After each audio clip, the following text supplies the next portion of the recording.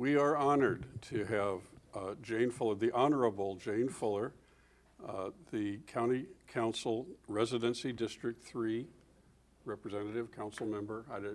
It's very nice to meet you. Thank you very much, Jeff. Thank you very much for coming. It's my pleasure. Yeah. So we are going to be talking about all kinds of issues here. But I really want to thank you. I think you're hopefully starting our coverage of county council. You have a very, very hard job. You have a very hard job, worth every penny you're being paid.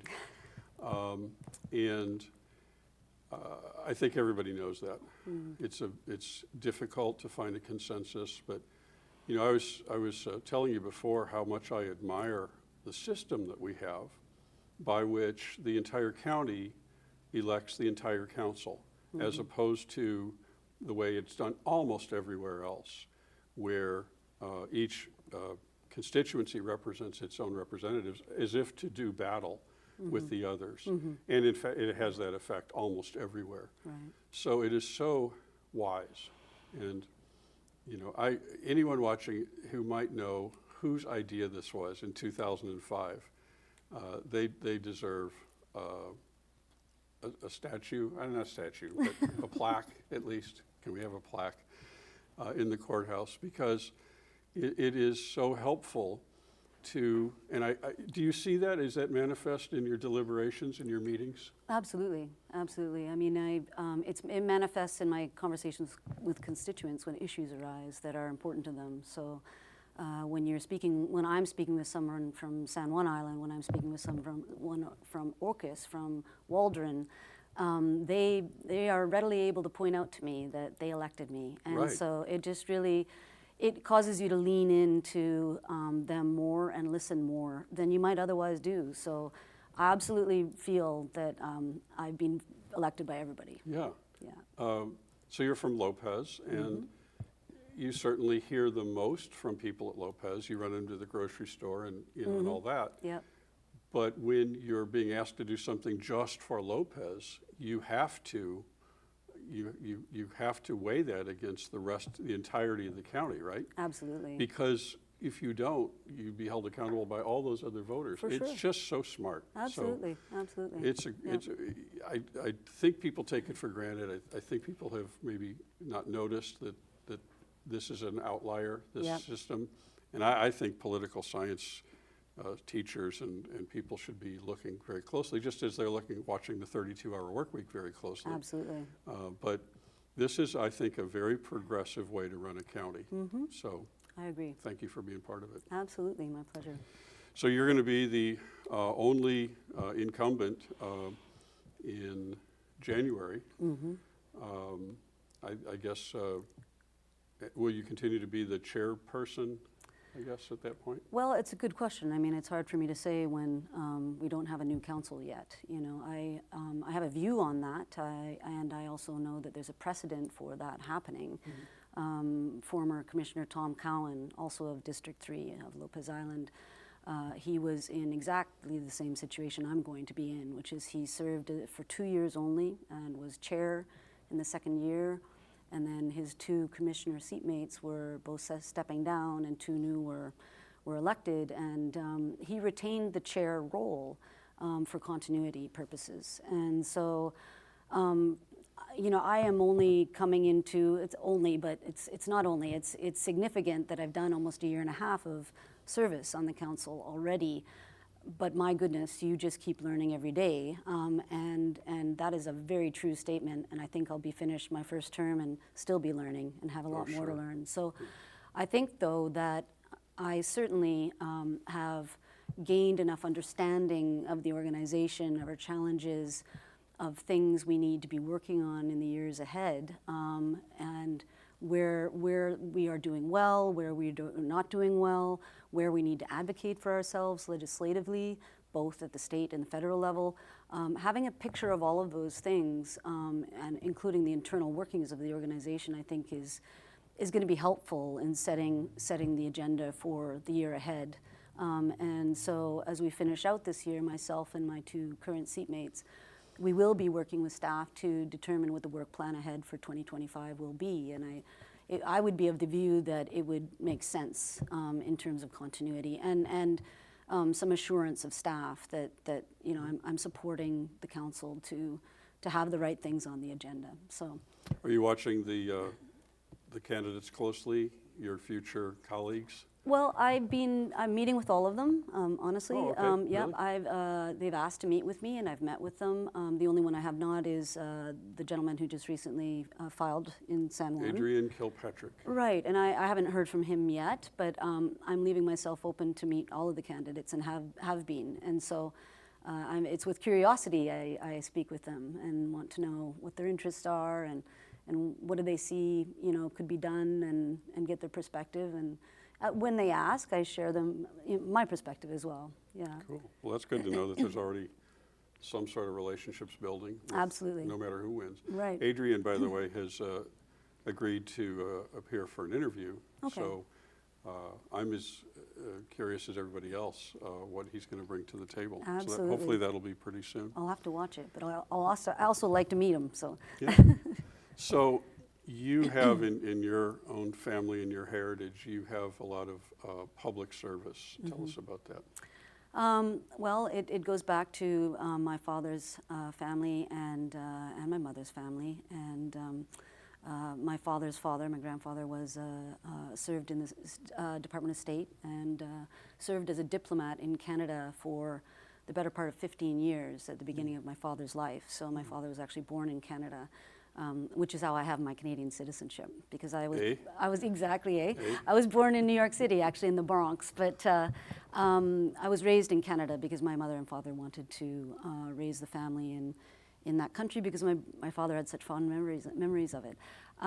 So certainly my father, you know, watched his father serve the country, and both in Washington, D.C., but in Canada, and then abroad, also in Tunisia. My grandfather served in Tunisia. Wow. And my father had a career of service in that he was in the United States Marine Corps. He fought in Korea. And that was all before eventually he moved our family with my mom to Canada. On my mother's side, her family was very involved in the establishment of the American University in Beirut. Wow. Yes, and going back many, many decades now. So is this your first elected office? Absolutely. I've been a public servant, but not an elected official. How were you? What did you do before this? I worked in the field of international development, and that means working in developing countries on issues of economic development, poverty reduction, health, community services. Through whom? Through the United Nations, Really? through Canadian non-governmental organizations, Wow. yeah, and also as a private sector consultant working on development projects in countries in Asia and Africa. Yeah. So you have a great world view. Yeah, it's honestly, all of my career I was always realizing I'm serving around the world, but I'm not serving locally. And then I moved here in 2017 with my family, and I was called to serve locally. And so I brought my toolbox into the role and realized a lot of the tools that I have are very relevant because I worked at the local government level in countries around the world. Wow. Okay, well, I didn't know any of that, so thanks for sharing that. You're That's welcome. amazing. Yeah. So you've been in office now almost 2 years, and or a year and a half, I guess, and it's not too early to ask what's your proudest achievement so far. Yeah, sure. Thank you for that. And I'm glad I got the questions in advance just to contemplate them a little bit. And I think I could nail it down to 3, and I'll put them in this order. I think something I feel really good about is the relationship I've been developing with staff, with elected officials and appointed department heads and their staff. And obviously I don't know every staff person in the local government by name or intimately, but certainly I feel I've become a part of the organization based on the relationships I've worked to build with them. I also feel that as a council of 3 women, while we haven't always seen eye to eye, I think we've been very effective. We have not been at odds. We have not been in a position where we couldn't take good decisions for the county, and I think that's offered some stability. So I've appreciated building those relationships, and I would do the same when I have 2 new seatmates. So that's really important that we can reach decisions. So those two things are I feel really good about, because if you don't have a good working relationship in the organization you work for and with, how can you be effective? Yeah. So the other thing I feel really good about is beginning to establish relationships with constituents, and that is all over the county. Right. You know, not just Right. on Lopez. And I can give you a very concrete example of something I feel really good about, which is, given that Shaw Island is in my district, I reached out to Shaw very early on when I started sitting on council, and quickly learned of their major postal service issues. Really challenged in terms of postal service delivery for a number of years, and that was only exacerbated during COVID. And so I worked to learn the situation with them, and I, in a stealth-like way, I actually found a USPS official of an important level in the organization in our region that was able to help us solve the problem, and brought two USPS officials, the manager for customer relations and the operations manager, to Shaw, and introduced them to the community there, and they had a very hard discussion with USPS about their problems, and we brokered some solutions for them so that their service would become more reliable. So Maybe because of things you saw Grandpa and Dad and others do, you seem to be good at going up the chain and finding people. It appears that you have a good relationship with Governor Inslee, or Thank a you. good working relationship with. Is that true? I think it's true, and I think it's pretty recent, honestly. And I guess that sort of leans into the third thing I feel good about. I feel that with working with others, it's all being working in service with others, and specifically the Ferry Advisory Committee members. I feel that we have really become advocates for the county. Myself as a councilperson, in partnership with my seatmates who care as much about it as I do, but also with these volunteers who sit on that committee, and we've elevated the county's voice at a level of the highest level you can in the state, and we're also elevating at the federal level as well. And so that letter that we wrote, which happened to be in cooperation with the town, we were both thinking of writing letters at the same time, given our frustration. It meant that the governor actually wrote money into his budget for us, for San Juan County. It was a powerful letter. Yeah, thank you. I mean, on both your part and the town. It was a joint effort fully, and I think that really began to forge our relationship with the state, whereby I have John Facina on my phone, call him anytime. I gauge a lot of things that happen here that we're trying to get attention for. I gauge them on whether or not they make it in the Seattle Times, and that letter got on the radar of the Seattle Times and the editorial board, and not everything does. You know, most things don't, but when that did, it told me, okay, that was a home run. That letter was a home run. Yeah. How much we got out of it, I don't know. We'll talk about it in a minute. Sure. I do want to address for our audience, Jane mentioned that I supplied questions in advance. I do that with everybody. I'm not looking for gotcha interviews. I like people to understand. I like to have some mutuality in the conversation, and it serves no purpose to. I'm really interested in developing relationships for CNL2 with the people that we want to hear from. So that's not served by surprising and, submarining people. So I do that, and I don't care if you like it or don't. That's what I do. I like it. Yeah, she likes it. So it's very helpful. so They're great she's here. questions. That's good, and hopefully she'll come back. Well, So anyway, that's I'll say that over and over again. But I know journalism school professors would frown on that. I don't care. I think it's great. 64 3/4, and there's a lot I don't care about anymore. That's one of them. So State Initiative 2117 would repeal the Climate Control Act. Senator Liz Lovelet is very vocal in. She told me and a couple other people in a call to the turn of the year that that alone, the Climate Control Act, Climate Commitment Act, Climate Control's in your car. Right. Climate Commitment Act repeal would cause us to wind up with one new ferry boat. First she said none, And then finally she thought about it and said, well, you get one. And that seems to be the tip of the iceberg. How would repeal of the CCA Initiative 2117 affect San Juan County? Enormously, absolutely enormously. And I've had conversations with the governor about this and with Alex Rammel, also of District 40, with Representative Dave Paul, who's vice chair on the Transportation Committee in the House, spoken with John Facina about it.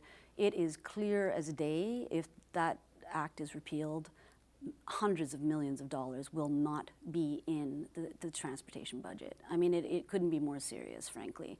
It's not even sounding an alarm enough to say that you wouldn't have the hybrid ferries that they're planning on. You will have a lot fewer transportation dollars, period. And absent those dollars, where will the money come from to rehabilitate our ferry service? That is as bleak as it is. And so we're all of us who are watching this are very concerned. And I just think it would be utterly irresponsible. I think, as you know, the taxing options in this state are limited, right? And the Climate Commitment Act is investing in things that are going to help the state be more climate resilient. And that includes funding hybrid electric ferries. So the money isn't going to come from somewhere else. It won't be there. And so it won't have an indirect impact on us. It will have a direct impact on our ability to continue to get our route funded. The legislature, the biennial, the way we do this in Washington is all the big policy decisions are made once every other year, right, on the odd years. Right. So this supplemental that we just went through is relatively minor compared to the weightiness of the biennial sessions. The biennial session is now just 7 months away. What are the county's big asks of the legislature in the upcoming, just 7 months away? Right. It's a really important question. And actually, yesterday in council, we met with our lobbyist, because you might be aware that we hired a lobbyist on contract last year on a trial basis to see how it would go. He shepherded us through the last legislative session, really as kind of a learning opportunity, because we brought him on too late, like November. So we met yesterday to begin some strategic planning. And he provided us with a very useful memo to sort of run council through how do we want to think about what our asks would be. He's recommending like one capital ask, one operational ask, and one project ask. Get strategic and focused in what we want to ask for. Because if you're asking for all kinds of things that aren't really well defined, it's very difficult for the lobbyists to lobby for them. So in the discussion in council yesterday, which is recorded, right, council was talking to Josh Weiss, our lobbyist, who actually, as it turns out, is the lobbyist for 3 other sister counties in the region. That's Snohomish, Island, and Skagit. So 3 others, and which helps That because we work as partner counties, as you may know. We were talking yesterday in council about what are some things that are very specific to San Juan County that we would ask for. So an example of a project might be, we are going to be applying for a grant for the seismic upgrade to the courthouse. We will need to provide matching funding for that. That could be a very strategic project ask, because that's not a small sum of money. Right. So that's an example of a project-specific ask. In terms of operational asks, transportation is still top of mind for me, and even in the realm of capital as well. Actually, Governor Inslee, in his budget that went to the legislature last November, he included $5 million of capital for passenger-only ferries, and it was not retained in the version that came out of the legislature. Why wouldn't we go back and pursue an ask that is capital to enable us to transition from what is a passenger-only ferry study to actually realizing service? So, because that's the other thing, and we're going to talk about it in a minute or so, but getting that study was really, really important and really critical. So perhaps we will look at a capital ask of that nature. I want to caveat this all by saying we will be having some internal county government discussions to find out, both for our electeds but also for staff, what are they seeing as some critical issues and asks. So we need to consult internally. We also want to consult externally on the landscape and stakeholders in the county about what they feel should be asks. I think I heard in there that you have hired the lobbyist now. We have. We hired him for a 1-year contract that started in November, and it was on a trial basis to see how it goes. Now, we will probably roll that over to 1 more year because we also want to look at what happens at the end of the next legislative session. Should San Juan County create a ferry taxing district? To what extent? Let me explain a little bit. My understanding, and one of the reasons why I wanted to have you here, is there was a lot of he said, she said from November to February about the council and community water taxi, and I forget the name of the thing out of San Francisco. Yeah, I've forgotten the name of it as well. Prop? Maybe? Yeah, it might be prop. Yeah, I think there was a lot happened there in like not even the 3 months. It was more like 6 weeks of intense internal lobbying on you, lobbying the senators and the senator and the representatives and all this stuff. And it seemed like, and I want you to correct me or teach me, it seemed like when we watched Vashon get $3.1 million in supplemental money for supplemental additional fast ferry service from King County, and when we watched Bremerton get $4 million for supplemental service via Kitsap Transit, it seemed like, this is vastly oversimplified, but you're going to explain this in a second. Sure. It seemed like we lost out from what was called implementation funds. I heard that over and over and over again, implementation funds. And you're talking about now an ask of $5 million in implementation funds, which I think is pretty clever because it kind of makes the state put their money where their mouth is when it comes to the $500,000 study. The big worry is that it's just a study and it sits on the shelf and it's and it's like a stall tactic. So right.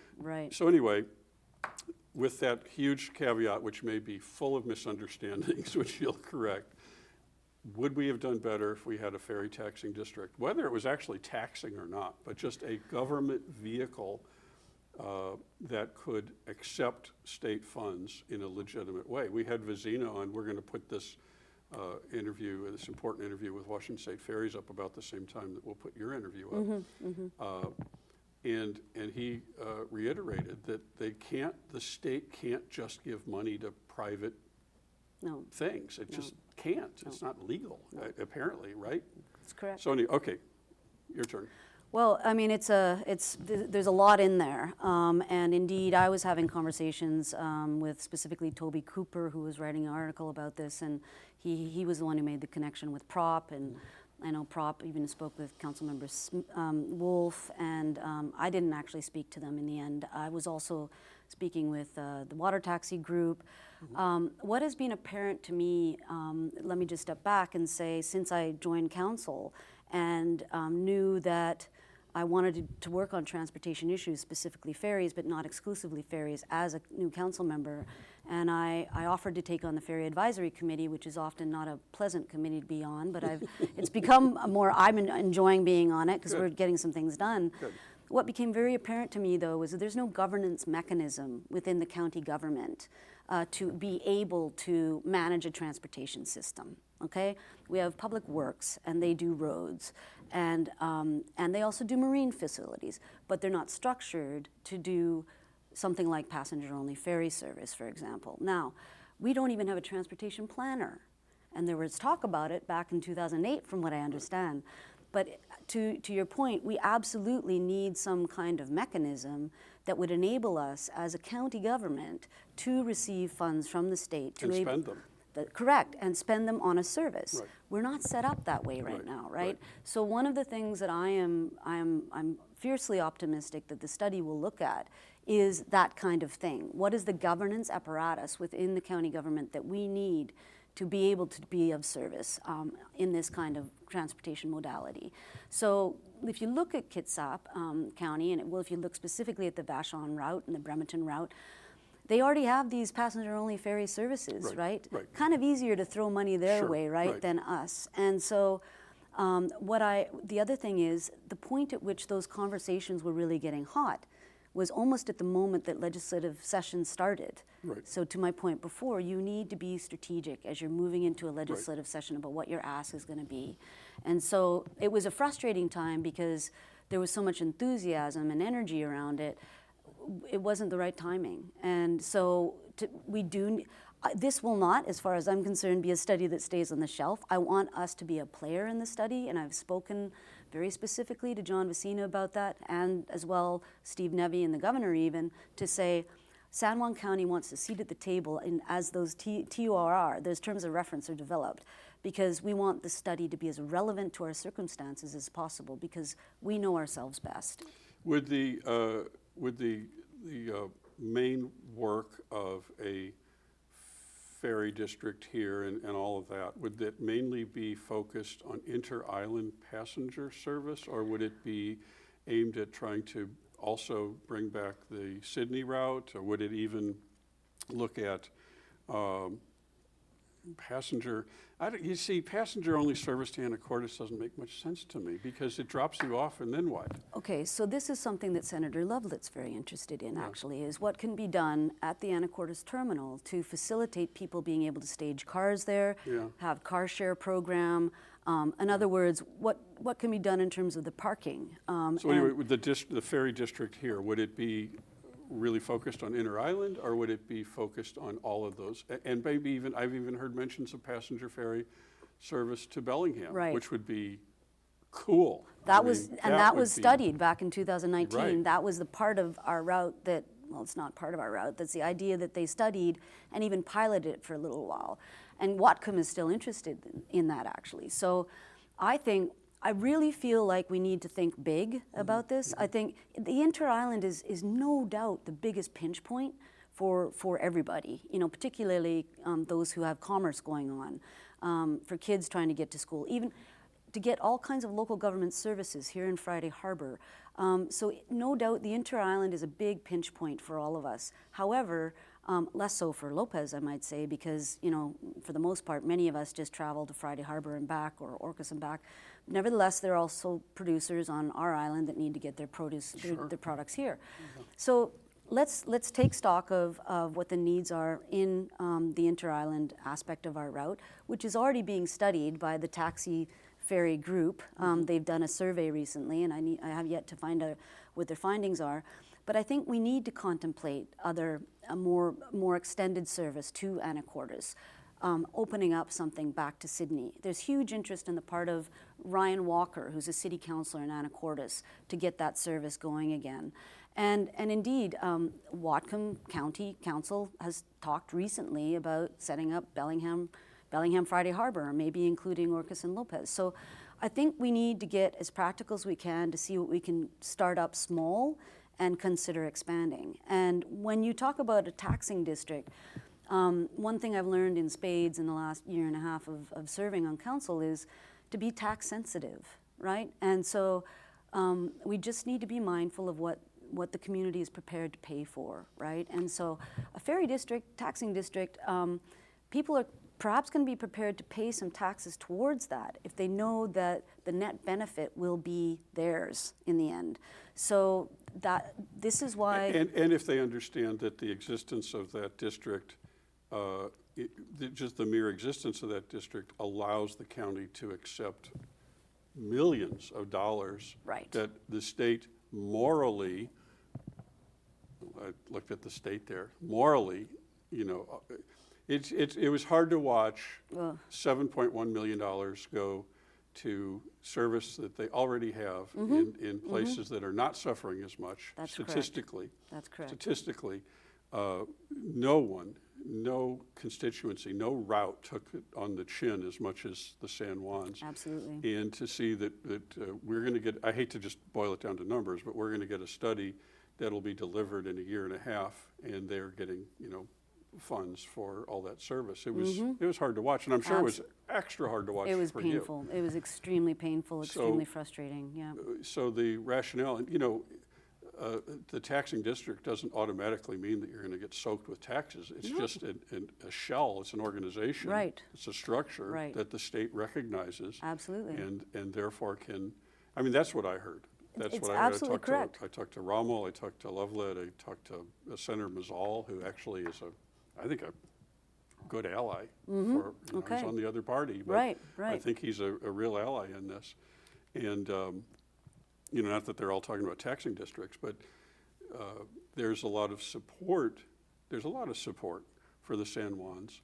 But if San Juan County can simply not take the money because it's not set up right. Absolutely. Right? I mean, that's what it seems like to me. It's a very obvious problem, and if you go back and look at the 2019 passenger-only ferry study that was done, and it was this Puget Sound Regional Council that conducted that study, if you look at the section on the Friday Harbor Bellingham route that they studied, they point out clear as day that precise governance problem. We don't have a means of managing it. So when you hear ferry taxing district, talk about ferry taxing district, try not to just totally focus on tax, on the tax part of it.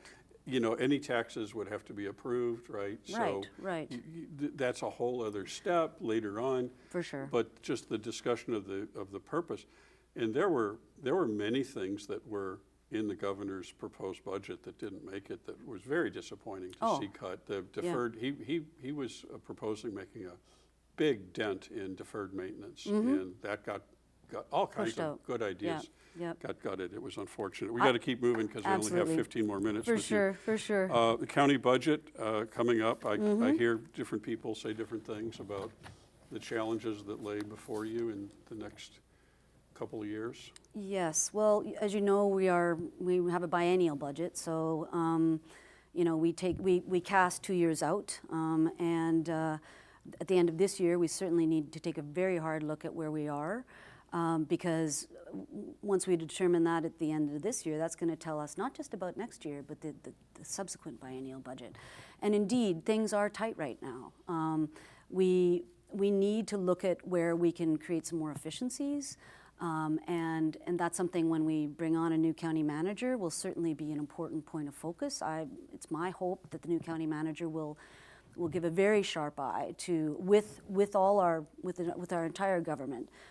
At what our pinch points are, what kind of efficiencies we might gain, how can we restructure things in a manner that makes us more efficient and more effective, and I'm talking about how we're funding things and how we're funded, and so having a new set of eyes on that in the person of a county manager can be very helpful, and I'm hopeful that in the coming 6 months, as we get closer to finishing out this year, we'll get a better and clearer picture of what next year looks like and be able to start planning for the subsequent biennial. Now, I'm not asking for any names or hints or anything, but do you already has the council already selected their number one choice? We did. And you're negotiating? We made a decision yesterday, Okay, and when might that announcement be? It's entirely dependent on the response of the candidate that's being offered the position, right? So when you offer negotiations, see where they go, right? Okay, right. well, that's good. Yeah. Was it unanimous? It was. Okay. Yeah. Sounds like you do a lot of things. You get to a point where it's unanimous. Is that this council? And that's because we work hard together and we listen to each other. Yeah, and that's a good thing. Yeah, I feel it is, absolutely. You don't have to agree, but you certainly don't, right? But when you deliberate and you talk and you listen to one another, often you do come to the same place. It may not be the case when the new seatmates come on board, and that's okay, yeah. The Opalco solar microgrid on Baylor Hill. Right. Favorite? Well, it's I'm not gonna put my cards on the table and say favorite or don't favorite. What I want to share is what I have learned in discussions I've had with the chair of Opalco, Vince DeCunis, with Foster Hildreth, the head of Opalco, the CEO, Jay Kimball, who is a consultant who does a lot of work for Opalco. I've been interacting with them a lot in the last year and a half, and what I've learned through discussions is what their intentionality is around solar and how critical it will be to our our electricity needs in the future. They are planning for the future. That is what I am understanding. And so what I'm appreciating about them is the public information that they have available for people to understand why are they doing solar projects. And what I would say is inform yourself. You know, before you have a knee-jerk reaction to something that's big and on the landscape and looks terrible and all the rest of it, lean into asking why are they doing this? How will this help us in the future? And I can assure you there are very, very wise individuals who are thinking about our future in terms of our electricity needs, which are only going to grow. So I appreciate that our communications coordinator, Erin Andrews, put on the Engage page information about that particular project, so the community can go to that page on our website and get information, and you can also go to Opalco's website and just learn about what does our future look like in terms of electricity. As well as emergency preparedness. Absolutely. Which is one of, you're going to see us go deep on that subject and hopefully never stop. And it's a very complicated and very diverse subject. Absolutely. But you probably can't talk about it too much. I always say if you don't like the way the state via Washington State Ferries had treated the San Juans in the last few years, you're not going to like the way the state responds to a widespread Western Washington emergency. Oh, you're right. When it comes to the San Juans, they'll say, well, they had time, they're Right. going to have to take care of themselves. Well, Absolutely. okay, let's be sure that we can take care of ourselves. For sure. Speaking of Opalco, you're welcome to come here, Opalco. I do think you can do a better job of explaining the big picture with electricity and renewable energy. So I think they do a good job on their website. I think they do a good job through their emails and stuff, but I don't think they're doing all they can to reach the public. So there we go. I'll let Foster know. Yeah, thank you. Currently the Sheriff's Department has 5 vacancies, 4 now about to be 5 vacancies in uniformed officers, and 3 vacancies out of, and that 5 in perspective, 5 out of I think 23 uniformed officers and 3 out of 11 dispatchers, which I ran those numbers, I think that's 22% vacancy and 27% vacancy. Is the council, and you don't run the Sheriff's Department per se, but is the council, and we, CNL2 has a very good relationship with the sheriff, and we communicate, and we would like to very much help him recruit, especially from within, find people here in the county. But that said, that division or that autonomy said, is the county council concerned about those vacancies in the sheriff's office? For sure, we're concerned about vacancies in our government. Period. And as you know, that was part of the impetus of a 32-hour work week. It's quite critical what Sheriff Eric Peters' situation is facing. No doubt it is. We don't want to be down that many law enforcement especially people Orcas. in dispatch. Absolutely, Orcas is worse. There was a situation where a repeat trespasser had to be served papers for I don't know how many times.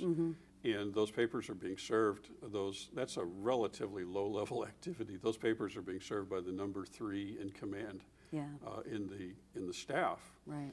That's like dysfunctional. Oh, At least in Orcas in terms of the understaffing. Right. I think there's at least 2 of the 5 or 2 of the 4 right now are in Orcas.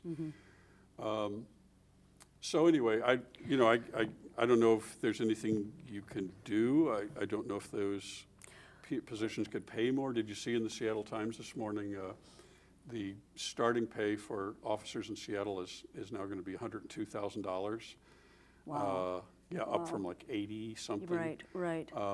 And there's so much, Eric has so many hurdles to recruit, starting with housing, starting with recruiting. I mean, he has so many hurdles to recruit from the mainland, starting with the housing issue, which we won't have time to talk about today, but I'd love to have you back and talk about housing. Sure.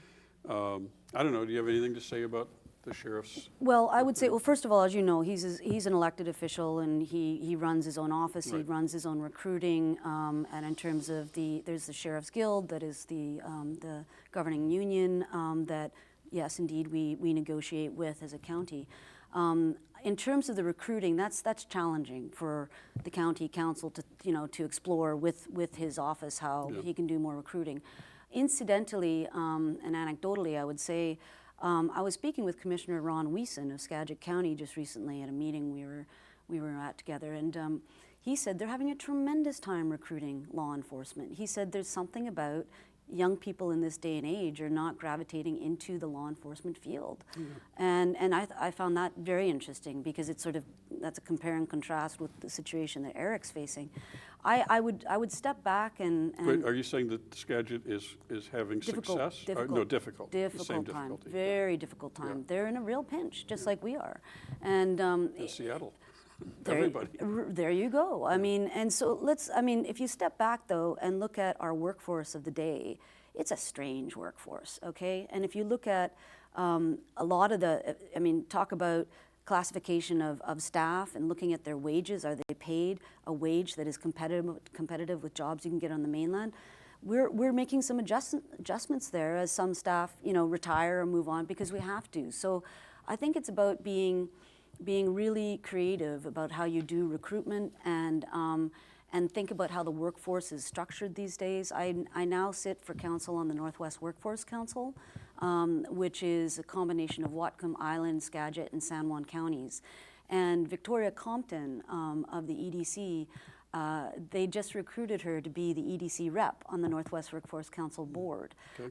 And also I'm in search of a San Juan County board member to sit on that board as well.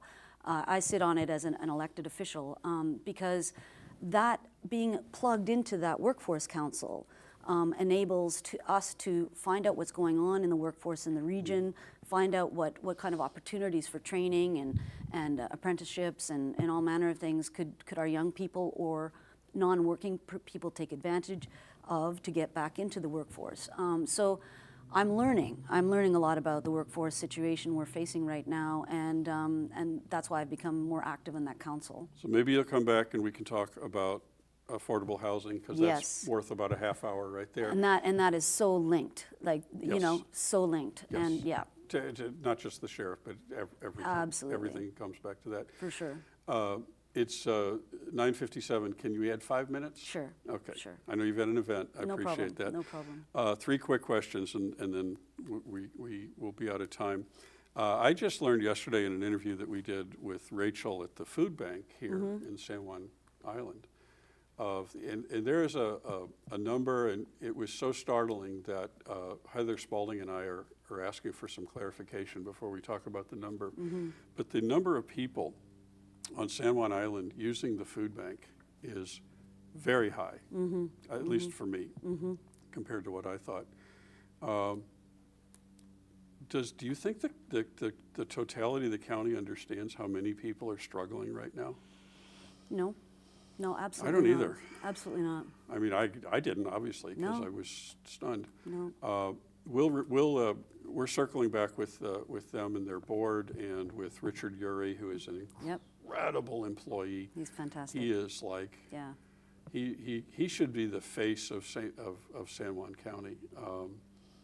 What a great person to He have really in is. the center of health department. Yeah, and It's- human services. Oh my Absolutely. gosh. Absolutely. But anyway, I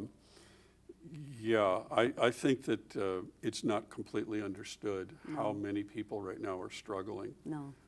It is a significant portion. We're going to continue working and on that. So I just was wondering, and you agree that people maybe don't understand how big the I problem is. totally agree, and I think, even take it to the Lopez context, the only entity that really has a deep hold on that is the Family Resource Center, because they run a food bank out of their center, and you have a very similar situation on Lopez. Now, to stipulate, that's not to say that this isn't one of the most generous places on earth. It is, and that's not to say that the systems are breaking down, but Richard told me yesterday that the systems are, I don't remember exactly how he put it, but they're kind of at capacity. We're sure. at capacity. For sure. So get ready to learn of even more need, Absolutely. I guess, because it seems between inflation and even the softness of the tourism industry since August and all kinds of things, it is, people are feeling it in their homes and in their lives. The prices of groceries, the prices of rents. I mean, trying to make payments on a mortgage you may be stuck with given inflation rates. Yeah, Right. interest Right. rates rather. Yeah. The 32-hour work week appears to be quite a bit of a success. One of the ways that it's manifest is that the financial department is shut down on Fridays. I get a fair amount of complaints about that. On the other hand, you're talking about realities in the budget. Is there any way to open some of those offices or stagger staffing or something so that they're not entirely closed? Yeah, no, I appreciated that question as well. And actually, I just did an interview with the Seattle Times, Dan Beekman, on Thursday. He was here doing a story on it, an in-depth story. So he was speaking with staff, he was speaking with citizens on the street. He interviewed me. That article will be out maybe within the next 2 weeks, he said. Cool. And so I spoke to exactly this issue because he was asking me, what have you heard from constituents about the 32-hour work week? And I have definitely heard people that have struggled with it, including people who are run businesses who rely on those offices being open on Fridays. So while the results of the internal survey were very positive, we would be irresponsible if we weren't mindful of how the public is being impacted. And so we need to survey the public, and we need to take stock internally as an organization of how could we establish a more uniform schedule for the public that does touch all those needs. And so we need to lean into that as an organization and have those discussions. So an internal interdepartmental working group is going to be struck to take stock of how we could establish a schedule that would enable the county to offer more flexibility for certain services. Yeah, so we've got work to do on that. You're very aware of it. Very aware of it. Yeah. And gosh, I hate the way I organize these questions. I don't want to end on this, but It's but okay. it's where it ended up on I the can list. spin it a positive. Okay, I can. yeah, maybe we can end this on a happy note. I'm going to ask about the ongoing, what looks like a feud. I don't know if it's a feud. I don't know what you would call it, but the disagreement between the town of Friday Harbor and the county over water usage at the fairgrounds. Where are we on that? And do you see light at the end of the tunnel? Do you see a potential solution? My answer to that would be there has to be a solution. Okay, our organizations have to work together in the future, and there's a tremendous desire and will on the part of this council and our organization at present to do that, to work together productively and functionally.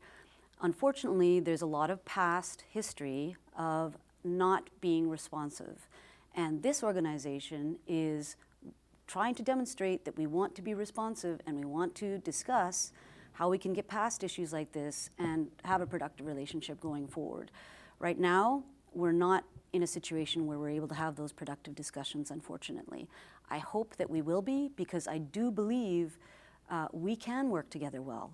We've done it in the past, we can do it again, and there has to be good intent on both sides to do so. And by all means, that government, that municipality deserves, its respect for the role that it plays, and its concerns should be respected, and all the rest of it. There has to be mutual respect in order to move forward. Yeah, I'm one who has invested a little bit of time and followed that, gone to a couple meetings, and the way I read it, and then I also look at transcripts. We transcribe stuff like that, and then I look at those transcripts, and what I really think is going on is it really is a lot of this is dealing with the past, and what the town feels is a history of being snubbed, and long before this current council, and maybe even long before this current issue, and there's a distinction. They don't just want, and the phrase "seat at the table" keeps coming up. They don't just want a seat at the table for this particular situation. They want a permanent seat at the table with the county, almost, I don't know, lateral. I don't know what that means, but how can you get to that, if you want to get to that? How can we get to that? 'Cause that's like the elephant in the room, and then it's just manifest in this thing over the water. Right. I know some people would disagree with that. Some people would say, no, this is a water resource issue, which is a totally valid issue. I mean, whether Absolutely. it's capable, this island is capable of running out of water. Absolutely. Back to emergency preparedness and sure. preservation, all that. So that's a real thing. I'm not dismissing that. But in a way, it still seems like there's that issue going on, and then there's this bigger relationship thing between the town and the county. Well, listen, I mean, I have been on council for 1.5 years. I do not have that history. No, I no. want to forge a relationship. Right. I can't forge a relationship when you're being bat over the head about the past and not doing this and that and that. Well, that happened in the past. Let's sit down and broker a conversation whereby we can outline what are the things we need to partner on, how do we want to work together, what should that look like. When you talk about a seat at the table, what do they want to sit beside the council? You know, like, I mean, no, let's check in regularly. Let's check in on one another and bring, you know, touch base on issues that we share in common, keep each other in the loop. Staff apparently work very well. I understand that the staff of the different governments work functionally well together, and the relationships are good. I see no reason why that can't be the case for our respective councils and the mayor. And for that matter, the heads of our organizations, our management. So it's hard when, listen, the fairgrounds water issue needs to be resolved. The town wasn't able to engage in the discourse they wanted to. They got just enormously frustrated by that. I understand that. Unfortunately, that was an issue with the previous county manager, okay? Right. Well, that county manager is not here anymore, Right. okay? We're about to have a new one, and the interim has been the interim county manager has been one of our star staff in this county government, Mark Tompkins, okay? And so we had talked about having administrator weekly meetings, but we can't get past this issue. So until we get past this issue, we can't talk about forming a productive working relationship. Mediator? We've offered that. Okay. That's the thing that always I'm asked. We offered Are that. we at that stage where we just need a We mediator? offered that weeks ago. Okay. Okay? It's been more than once we offered that. Okay. Yeah. So I want to end on a positive note and tell you, I want it to be successful because we can do great things when we're successful. And what's an example of that? The joint ferry letter. Did I invite the town council to come to meet the governor with me? Yes, I did. For a reason, because they're our partner. So that's the way we should be working together. I think we need a big picnic. Absolutely, bring Barbecue, it on. By all means. Sack races. For sure. You know, yeah. That sack race, you put Three-legged like race. race. Yeah, for sure. For sure. Put a county council person with a Town council person. Absolutely. Yeah, I'll take Barb. Okay. No, seriously, I'm being completely honest when I say I really want to forge a better relationship with them. But let's be professionals and sit down and broker how we want to do that. Yeah. Well, yeah. I do think that's a positive note. I think you found a way to Absolutely. Make that hopeful and It has to be. to be continued, but hopefully not to be continued much longer. Oh, no I think kidding. that there's a Absolutely. great desire for all of the people watching this for this one to be over. Absolutely. It is exacting a price. Yes, it from is. both the town and the county. It absolutely is, and it's exacted a price on me, Yeah, which I won't speak about, but it has. It needs to be resolved. Yeah, and I will tell you, I would love to work with the town on ferry things because I think as a joint constituency, we can elevate our voices in really meaningful ways. That's a good point. That's another reason. And I just keep ringing the bell about 7 months. We are 7 months away, and we better be more organized than we were last time. Absolutely. As you said, this all just kind of landed on us in last November.